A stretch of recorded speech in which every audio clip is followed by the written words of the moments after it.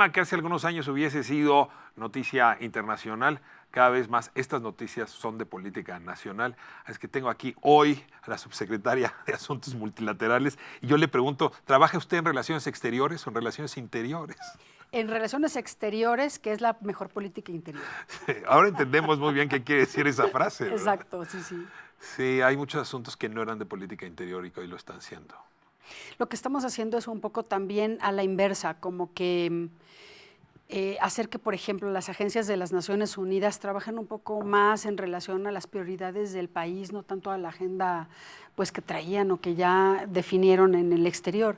Y es muy interesante ir cambiando un poco la visión de que uno en relaciones exteriores trabaja solo afuera, y no, todos estamos trabajando por un proyecto de nación, y ese proyecto pues tiene un vínculo con el exterior, que es nuestra secretaria. Yo creo una frase, no recuerdo el teórico, que decía, la única manera a veces de avanzar los intereses nacionales es hacer política exterior.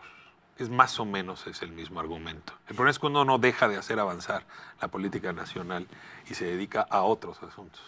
Fíjate que yo creo que es como un escalón, ¿no? O sea, tú vas afuera y avanzas y luego tienes que escalar la política interior, porque si no tu discurso pues no es muy incongruente, y luego vuelve a avanzar afuera y lo tienes que volver a poner a la altura tu política interior. Entonces vas escalando así en todas las causas, y por eso es muy interesante ver cómo van haciendo empatía esa política exterior mexicana que tiene tanta tradición con un nuevo gobierno que es progresista, que tiene otros valores, y cómo irle cambiando. Te das cuenta que en política exterior siguen siendo los mismos valores los que perseguimos, aunque el régimen político sea diferente. Traemos fenómenos globales, Marta Delgado, subsecretaria de Relaciones Exteriores, que a veces se nos olvida y pensamos que son solamente locales. Déjame poner el primero que me viene a la mente, sobre todo cuando miramos pues las movilizaciones que hemos visto en México recientemente, pero que igual las hemos visto en Chile, las hemos visto en Francia, las hemos visto en Estados Unidos, en fin. El movimiento feminista de este llamado de cuarta ola es un movimiento global que impacta de maneras distintas a los países, pero que se está moviendo por todo el mundo casi al origen por las mismas razones. Desde el balcón de la Subsecretaría de Multilaterales, ¿cómo se ve el movimiento feminista? Mira, yo creo que las mujeres hemos hecho una revolución, no podría decir silenciosa, aunque sí puedo decir pacífica, porque en los 100 años en los que hemos avanzado a pasos agigantados, no ha sido una causa que haya derramado sangre y que haya causado violencia. Y aunque todavía tenemos un rezago importante en materia de igualdad, pues nuestra condición no es la de hace 50 años, mucho menos la de hace 100 años. Y cambiar esta condición de tanta gente en tan poco tiempo, a lo mejor se dice 100 años es mucho, pero no, es realmente es consecuencia de esas luchas y de esas primeras mujeres que se pusieron a pensar que somos iguales y que se atrevieron a decir que debemos estar en los mismos lugares y tratadas con las mismas leyes y tener los mismos derechos. Entonces, yo creo que es una de las agendas más antiguas de las Naciones Unidas, a pesar de que la paz es la muy anterior. La agenda feminista pues empieza con el primer foro de las mujeres, que fue aquí en México, en 1975, y fue aquí en el edificio Tlatelolco. Entonces, es en ese lugar en donde las discusiones sobre estos derechos se empiezan a dar, y ahora, en este año, vamos a tener el foro de Beijing más 25 aquí en México y en Francia, donde vamos a poder analizar realmente qué terrenos hemos ganado y en dónde nos falta. En 75 es en México y luego en 78 en 75 es en México, en 95 es 20 años después en Beijing.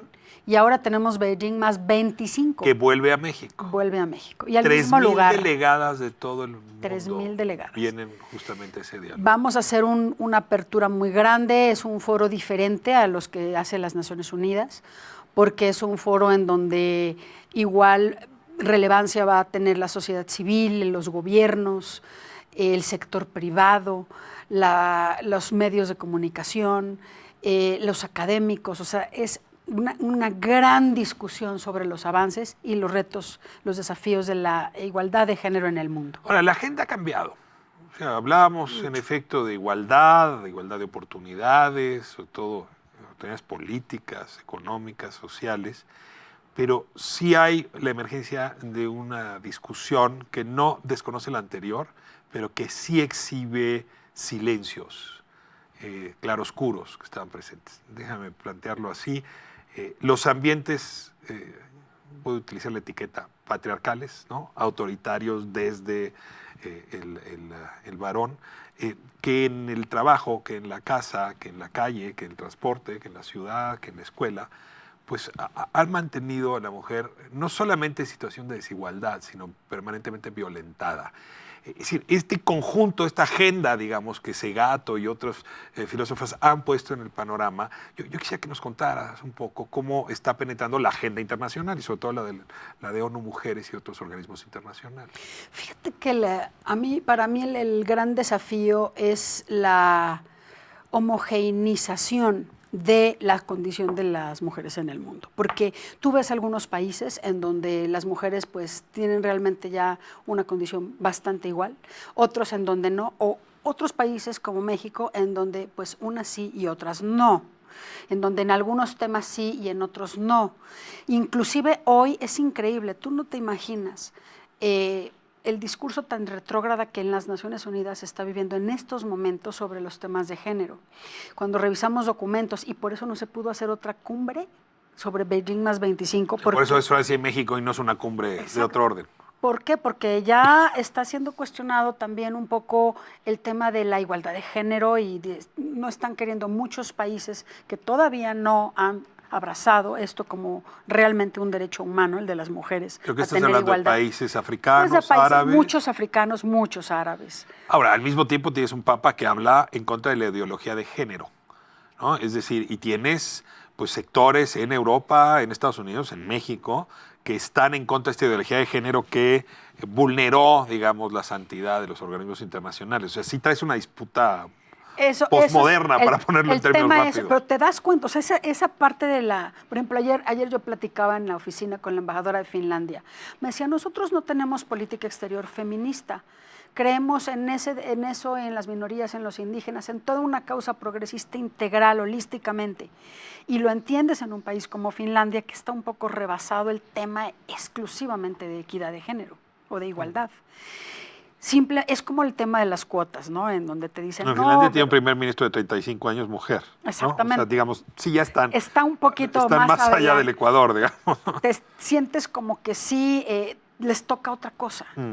Y entonces, al mismo tiempo que ellos ya rebasaron eso, otros países, pues ni siquiera, todavía se casan pues no, a niñas de 12 años, no tienen derechos, y hay una violencia de género muy patente. En México tenemos todo, tenemos desde los feminicidios, tenemos unas situaciones en donde, por un lado, habemos ya la mitad de diputadas, senadoras, una jefa de gobierno por primera vez en la historia de la ciudad, una secretaria de gobernación, es decir, a nivel de gobierno estamos viviendo épocas muy buenas. Ese es un lado de la moneda, pero del otro lado somos el país con altísimos indicadores de embarazo adolescente. Así es. En materia de feminicidios es altísimo el número. Todavía el procurador está discutiendo, el fiscal está discutiendo si debe ser o no delito. Y tú ves los CEOs de las empresas y siguen siendo hombres. Sigues viendo los consejos de administración de las universidades y muchas siguen teniendo la mayoría hombres y así, ¿no? Entonces, a nosotros creo que sí, como país nos toca el ponernos un poco a balancear la situación de las mujeres en México, y el canciller Ebrard ha lanzado a nivel internacional su política exterior feminista. Somos el quinto país en el mundo que califica su política exterior con esa condición, con esa palabra. Utilizando una frase que se usaba para la espiritualidad, lo he oído decir o parafrasear, que el siglo XXI será feminista o no será. ¿Qué quiere decir con eso el canciller o qué quiere decir eso la subsecretaria cuando lo dice? Bueno, yo creo que yo soy una de 4 subsecretarios, ¿no? Y también tenemos a la directora general de Amexid, que es mujer, y una apuesta de Ebrard desde que era jefe de gobierno por la igualdad de género. Él fue el que tuvo el primer gabinete paritario de la historia de México, en la ciudad, siendo jefe de gobierno. Entonces, cuando él dice que o el siglo XXI es de las mujeres o no es que Ya no podemos dejar atrás a tanta gente y las mujeres somos más de la mitad de la población. ¿Cómo te sientes interpelada? Y ahí sí preguntaría como persona, como sujeto, como mujer, ante la estrategia separatista. Es decir, esta idea que hay causas que solo las mujeres pueden hablar, encabezar, discutir, porque de otra manera no se avanzan. No es un tema solo de ego, digamos, de mirarse el ombligo, sino el argumento es porque si no avanzan como tendrían que avanzar. La verdad, no coincido.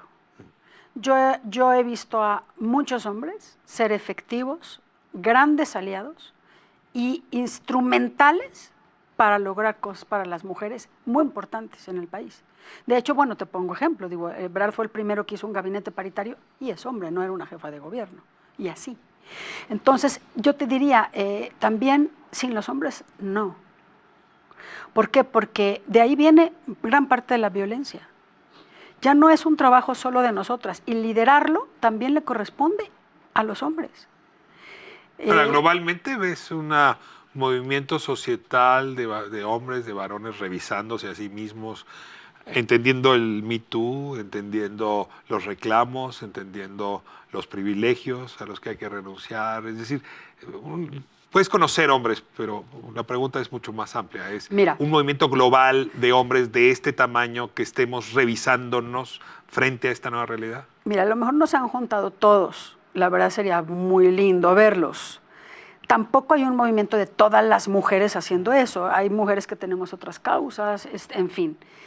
Pero sí veo hombres con otra mentalidad, otro chip y otra voluntad de hacer cosas. Mira, ayer tuve la oportunidad de encontrarme con un amigo, es actor, se llama Eric Heiser, es muy famoso, tiene unas series en Netflix, ha hecho películas en Estados Unidos, es una figura pública, ¿no? Reconocida, tiene muchos followers. Y él decidió ser un embajador, hombre, en favor de luchar contra la violencia de género en México y de proteger los intereses de las mujeres.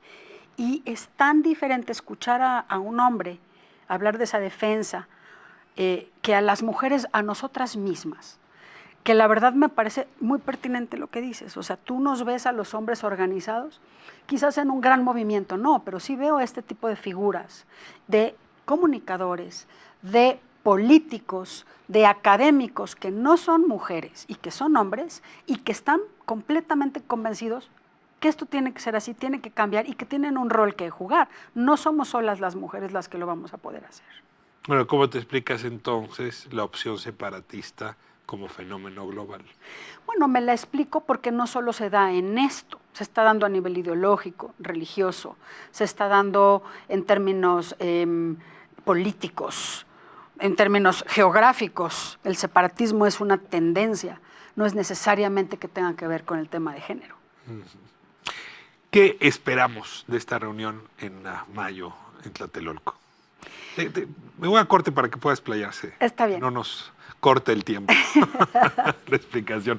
Estamos en la octava, soy Ricardo Rafael y estoy entrevistando a Marta Delgado, subsecretaria de Relaciones Exteriores. No se vaya.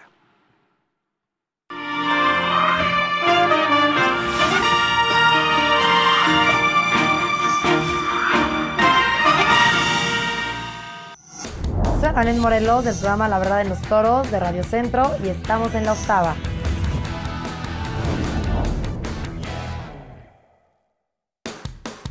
Para sintonizar la octava, la nueva alternativa en televisión. ¿Qué hay que hacer? Es muy fácil. Solamente prende tu televisión, toma tu control y vas a buscar menú de ajustes. Vas a seleccionar la búsqueda automática de canales. Puede aparecer también como sintonización automática o autoscan. Actívalo y listo. Con estos sencillos pasos vas a poder disfrutar toda la programación de la octava en el 8.1 de tu televisión abierta. La Octava Sports es pasión. La Octava Sports estuvo presente en el 6º título de Liverpool y dejamos la piel en la final del 2019 desde el Wanda Metropolitano. ¡Game over! ¡El Liverpool va a ser campeón de Europa! La Octava Sports es periodismo. Yo le agradezco al señor Fidel Cudi que esté aquí, pero no me retracto de nada de lo que he comentado de su persona. Nuestra misión es volver a emocionar. De lunes a viernes a partir de las 15 horas por La Octava. La Octava. siempre cerca de ti. Todas las mañanas acompaña a Pancho Parra y a Jesús Escobar con el resumen y el análisis de la conferencia de prensa del presidente Andrés Manuel López Obrador. Entrevistas y reportes con la noticia al momento. De lunes a viernes, después de la mañanera. A través de La Octava, 8.1 de tu televisión abierta. Doctor Alejandro Macías, infectólogo, y al doctor Benjamín Ruiz, académico de la Facultad de Química de la Universidad Nacional Autónoma de México. Nos hace falta más tener la cultura de la higiene de manos.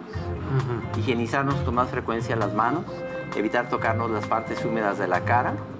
Pero fuera de eso, pues somos una sociedad como cualquier otra. Los chavos en las escuelas acostumbran llevar su agua y se la pasan para que todos beban de ahí. Yo creo que en este momento más vale no hacerlo. Julio Astillero, de lunes a viernes, a partir de las 13 horas. La Octava, los periodistas. En La Octava, los periodistas Álvaro Delgado y Alejandro Páez Varela traen para usted el mejor análisis de los temas públicos, de manera profunda y rigurosa. Los periodistas. Lunes a viernes, a las 18 horas. La Octava. Escucha su mirada. Escucha su habitación. Escucha sus amistades. Escucha sus horarios. Escucha su soledad.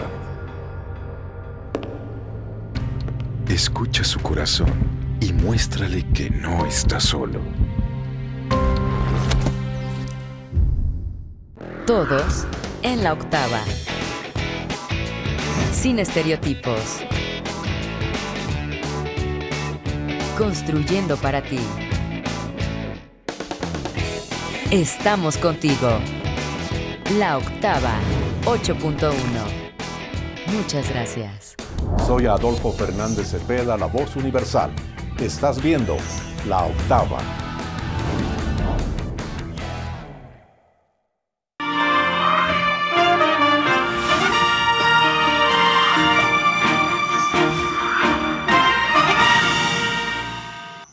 Estoy de vuelta con Marta Delgado, secretaria de Relaciones Exteriores. Muchos, dije sí, secretaria, ¿verdad? Debe ser deseo. Bueno, ya decía yo aquí que hay una amistad antigua contigo, antes de que nos dedicáramos a estos oficios. Y la verdad es que haciendo memoria, Marta, cuando nosotros andábamos entre los 18 y los 25, era difícil contagiar de las causas políticas, de las causas sociales. Andabas ya desde entonces con el tema del medio ambiente a tu generación. Y que ahora, en cambio, los jóvenes sí se prenden muy rápido, o sea, se encienden con los temas, discuten. Yo no sé si son las redes sociales o a qué se deberá. Mira, antes yo creo que incluso desde el 68 hasta mi generación, que son mucho anterior, pienso que era como más ideológico los movimientos sociales, eran mucho más ideológicos. ¿Y de izquierda, derecha? Izquierda, derecha, y de autor, y de incluso generacional, era poner tu opinión y que te dejaran opinar y poder decir.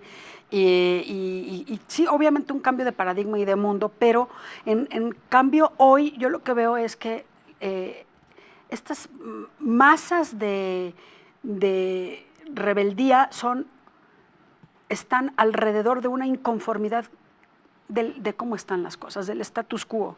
No me gusta cómo está esto. Más que mapas de lectura ideológicos, es más no podrías decir cutáneo, que son más de derecha, de izquierda, los chalecos amarillos o los que caminan con Greta, o este tema del Me Too. ¿Qué es derecha, izquierda? ¿O qué es? No sé. ¿Causas? Es una inconformidad con la situación y sus resultados también. Yo creo que también hay un modelo económico y la verdad es que es pertinente, no es ideológico, es que los resultados, lo que ha arrojado esto, no era lo que esperaba esta generación. Les están dejando prácticamente un planeta que está deteriorado, una economía que no les está funcionando bien, un sistema político que en realidad pues no se sabe cuál es realmente el bueno, no que íbamos a aprobar de un lado y del otro, y entonces no te saben decir realmente cómo resolver las cosas, pero no les gustan cómo están. Y eso es en donde todos convergen, y por eso esas masas de personas protestando, que yo creo que legítimamente los jóvenes tienen esta pues inconformidad. Ahora, no, lo que está diciendo o sugiriendo es que no se comprometen con las soluciones, sino con el diagnóstico. O sea, no es una generación que haya dado paso a decir, bueno, la violencia contra las mujeres proponemos resolverla así, o la exclusión económica proponemos resolverla de esta otra manera, y no enlazan por eso con los políticos, con los organismos internacionales, con los gobiernos. Fíjate que más bien que no se comprometan, porque yo creo que si sí se diera o vieran una solución, se comprometerían con ella. Lo que pasa es que no la ven, y la solución no es su causa. Por ejemplo, los ambientalistas, nosotros sabemos que nuestra causa es que a lo mejor no se termine la ballena gris y entonces proteger su hábitat. Y sabemos que cómo, qué hacer, manglares, cómo, están con la vaquita. y ahí estás, ¿no? Ahora esto es diferente, es que a mí no me está gustando que me suban el metro, no me está gustando que el clima cambie. ¿Y qué hacemos? No sé. Pero a ver, al mismo tiempo veo cambios sustanciales en hábitos de conducta. Es decir, yo veo una revisión, te lo preguntaba por los hombres, pero ahora déjame extenderlo. Es decir, yo sí veo a la generación más joven muy preocupada por reciclar, por dividir, por consumir menos, por consumir sin dejar huella, ¿no? Luego, en efecto, una revisión de las violencias personales, una revisión de las relaciones personales, de los límites que le impones al otro. Es decir, parecía ser una revolución, si lo exagero, me disculpo de entrada, más de conciencia individual que de conciencia colectiva. Eso yo también lo veo. Yo reviso también a ellos como juventud y los veo muy introspectivos, más filosóficos que ideológicos, mucho más conscientes. Hay todo un boom de todas las prácticas espirituales. Prefieren las personas viajar que acumular, tener una experiencia que tener un coche. Es decir, eso para mí es una evolución, porque no eran las aspiraciones de los jóvenes de mi edad, en mi época. Una pregunta muy complicada. ¿Cómo haces para que una estructura, una arquitectura de organizaciones internacionales, la ONU entre ellos, pero es la única, que sí se volvió una superburocracia, dorada y protegida, se defienden más que las agendas que defienden? ¿No? Ese mundo allá, yo te dejé hablarte del Banco Interamericano de Desarrollo, ¿no? Del Fondo Monetario, desde luego, y ONU Mujeres la pondría ahí también, y UNESCO, conecten con esta generación que está a kilómetros luz, no años, muchos decenios de años luz de la forma de operar estos organismos. Fíjate que tanto ese tema generacional como entender la situación particular de los países en donde trabajan es un gran desafío para las Naciones Unidas. Cuando se habla de que el multilateralismo es una forma de resolver los problemas de la humanidad, pues obviamente para ello tienen que conectar con cuáles son los problemas, quién los tiene y cómo resolverlos. A mí me parece que tenemos un trabajo que hacer para poder invitar a esos jóvenes a involucrarse en esas tareas globales. Y tienen muchísimo entusiasmo por hacerlo. Nosotros hacemos convocatorias, por ejemplo, de participa jóvenes en la ONU. Recibimos cientos de jóvenes que quieren ir y que quieren hablar y que quieren involucrarse y decir qué es lo que piensan. Y esa fue la razón por la que el secretario general decidió que en todos los foros de las Naciones Unidas tiene que hablar un joven. Y entonces en un proceso de selección es su forma un poco de adaptarse, ¿no? a esa conexión. Pero eso no es demagogia. No, sí habla un joven, aunque no creo que eso resuelva, ¿no? La conexión, pero por lo menos sí los oyes y sí es una voz muy fresca la de los jóvenes y creo que hay que atenderla. Vas ahora a Estambul, a esta reunión de ONU Habitat, otra de las agencias. Se te cruzaron los cables. Cuéntame, a ver. No, voy a ir a Abu Dhabi, al Foro Urbano Mundial. Ese es en Abu Dhabi. Y luego voy a Turquía a un foro económico. Okay. O sea, nos echamos entonces, ahora sí que de a dos. Comenzamos con el de ONU Habitat. Ese es en Abu Dhabi. Este es muy interesante. Fíjate que la ONU Habitat se dedica a desarrollar y apoyar los proyectos de los países para un desarrollo urbano equitativo y por el bienestar de las poblaciones. Y yo tengo el honor de ser la presidenta de la Asamblea Mundial Urbana desde mayo pasado en el 2019 y ahora en este foro vamos a revisar la Agenda Urbana Mundial. ¿Qué está pasando en las ciudades? ¿Cuáles son las innovaciones que están desarrollando los gobiernos locales para la gobernanza, el cuidado ambiental, obviamente la movilidad, las cuestiones ambientales, pues no sé, el paisaje de las ciudades, sus servicios, la basura, el agua, la energía. Entonces es muy interesante intercambiar esas experiencias entre gobiernos locales y en mi punto particular y experiencia particular, muy interesante que nosotros como México nos involucremos desde Relaciones Exteriores con el gobierno federal, porque vamos con una delegación importante de SEDATU y de oficinas federales de México. ¿Va el secretario Meyer también? No. No, pero llevamos personas de la subsecretaria Karina Arbizu y vienen gente de Fonatur, viene gente del corredor transísmico, ¿no?, a exponer también los proyectos del sureste de México. Vamos a un foro que tradicionalmente es de ciudades, pero que el gobierno federal y Ebrard en particular ha tenido en mucha atención, que es el tema de pues las ciudades, que nos ha gustado siempre, ¿no? ¿Derrama lo que ahí se discute después en nuestros países? Es decir, esas experiencias de movilidad, experiencias de seguridad, experiencias de desarrollo incluso, ¿derrama de alguna manera? ¿Se traduce? Mira, la delegación mexicana oficial es chica, pero los mexicanos que van a ir son como 80 o 100, de todo tipo, ¿no? Van empresarios, van financieros, van vivienderos, van ONGs, van líderes de sindicatos, no sé, van una gran diversidad. Para mí, derrama en la medida en que las personas que van puedan tener obviamente un aprendizaje y puedan hacer una buena red de contactos. Y eso dura, o sea, porque digo, a mí mi experiencia me dice que tú vas a esos foros y aprendes, pero también te vinculas y ves cosas. Mira, cuando yo fui secretaria del Medio Ambiente, muchas de las cosas que hicimos que tuvieron éxito en la Ciudad de México, las vi en ese tipo de foros. ¿Las aprendiste en ese tipo de foros? Sí, yo vi las bicicletas en un foro de estos. Y Ebrard las vio también en Barcelona. Entonces ese intercambio es muy útil. Uno de los temas delicados de medio ambiente, ponemos en la discusión, la polémica, es no tanto el corredor transísmico, sino concretamente el Tren Maya. Y yo sí quisiera preguntarle a Marta Delgado, la activista en medio ambiente, y a Marta Delgado, la funcionaria, ¿cómo ha conciliado una obra que podría, en toda su consecución, divorciar varias veces desarrollo económico de protección ambiental? O sea, Dr. Jekyll y Mr. Hyde. Más o menos, eso. Así quieres, está más bonito, de plano sí, ya me de la plano, sí. emplazas de ese modo. Y puedes elegir si doctor o mister. Mira, verás, es un proyecto que tiene zonas que son un poquito más manejables, tanto desde el punto de vista ambiental como urbano, y otras más delicadas, más vulnerables ambientalmente hablando. En la zona norte del tren no es tan norte complicado. Y la sur, ¿no? En la medida en que la sur, pues es como que el cierre del círculo, de todo el circuito, se está pensando que pues tengan obviamente un menor impacto ambiental, que no tenga una comunidad asociada grande, urbana, es decir, que su impacto ambiental sea minimizado. Es posible que pudiera revisarse la manera, ¿no?, de hacer esto. Yo ya tuve esa polémica, esa decisión cuando se hicieron, por ejemplo, las autopistas urbanas en la ciudad, donde no realmente eran muy favorable a esas obras de infraestructura en la ciudad, y sin embargo, en la ley existen mecanismos para que puedan ser mitigados o minimizados o compensados esos impactos ambientales.